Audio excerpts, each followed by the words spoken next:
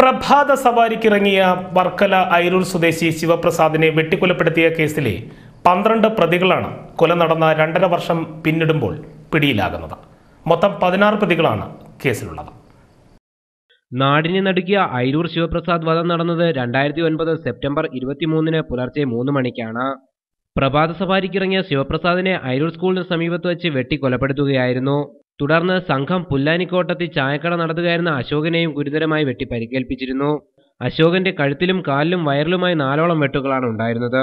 കൊലപാതകത്തിനും ഗൂഢാലോചനയ്ക്കുമായി 16 പേരാണ് പങ്കെടുത്തിരുന്നത്. ഇതിൽ 12 പേരാണ് കൊലപാതകം നടന്ന് 2.5 വർഷം പിന്നിടുമ്പോൾ പിടിയിലാകുന്നത്. 1-ാം പ്രതി ദാസ് കെ വർക്കല, 16-ാം പ്രതി DHRM സംസ്ഥാന പ്രസിഡന്റ് സെൽവരാജ്, 2-ാം പ്രതി അശോകൻ, 3-ാം പ്രതി ജയൻ, 4-ാം പ്രതി മധു തുടങ്ങി 12 പേരാണ് ഇപ്പോൾ വിചാരണ നേരിടുന്നത്. 6-ാം പ്രതി മുകേഷ്, 11-ാം പ്രതി പ്രസന്നകുമാർ, 13-ാം പ്രതി ബിനു, 14-ാം പ്രതി സജീവ് എന്നിവരാണ് ഇനി പിടിയിലാകാനുള്ളത്. കൊലപാതകത്തിനു പിന്നിൽ DHRM പ്രവർത്തകരാണെന്നാണ് പ്രോസിക്യൂഷൻ ആരോപിക്കുന്നത്. കൊലപാതകത്തിലും തുടർന്ന് നടന്ന ആക്രമണങ്ങളിലും DHRMന്റെ പങ്ക് വ്യക്തമാണെന്നാണ് പോലീസ് ഭാഷ്യം. കേസിന്റെ വിചാരണ ഇപ്പോൾ തിരുവനന്തപുരം സെഷൻസ് കോടതിയിലാണ് നടക്കുന്നത്. ACV news, Varkala.